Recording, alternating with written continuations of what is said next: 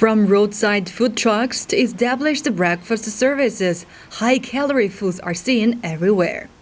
Intake of sugar-sweetened beverages and physical inactivity has widened Americans' waistlines, and also that has led to the prevalence of diabetes.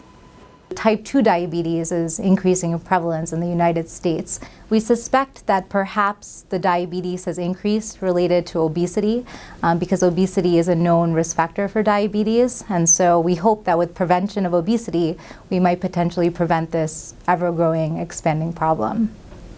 The U.S. Center for Disease Prevention and Control estimates that every day more than 3,700 people are diagnosed with diabetes in the country. On average, every 23 seconds, there is a new diagnosis of the disease. And Americans are not alone. According to a report by the World Health Organization, 422 million people are suffering from diabetes worldwide, quadruple the number since 1980. The organization warns that the number could double in the next 2 decades. So I think that type 2 diabetes needs to be thought about in the same serious manner as we think about any other chronic illness, such as cancer or high blood pressure. The World Health Organization says in countries like the US and the UK, about 2/3 of the people are overweight or obese. Officials from the United States agree that the country is now experiencing diabetes epidemic. In New York City alone, about 2 million adults are diagnosed with such disease, and about 5 million are suffering from pre-diabetes. Figures show that such a disease hits lower-income families even harder.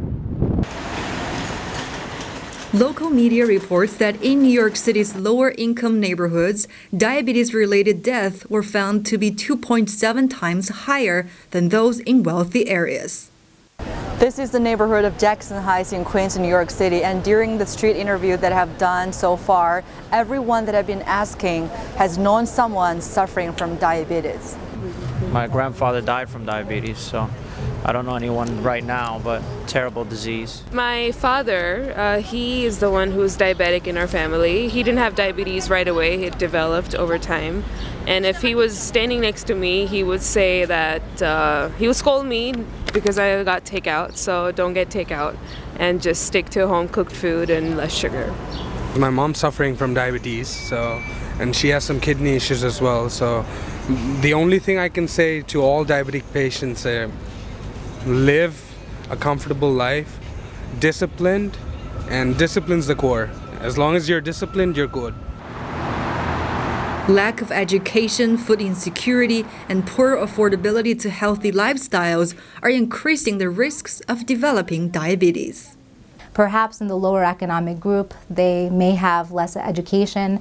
They may not necessarily have access to the best healthcare or the best foods that can help potentially prevent this disease. Do you think a healthy lifestyle is affordable for most Americans? Well, definitely not here. I don't think so. I think we should look at like Europe and other places as an example where they simply don't allow it, so people get so used to it and everything kind of gets evened out at the end of the day. But here, if you have an option to buy something that's $3 or something that's $11, let's say chicken for example, then you're probably going to go for the $3 option, and especially when our income are so disproportionate. To keep diabetes away, a healthy life is much needed. Joint efforts are necessary. However, as income gap widens, education is lacking. There is still a battle to fight. Shangyang, Xinhua, New York.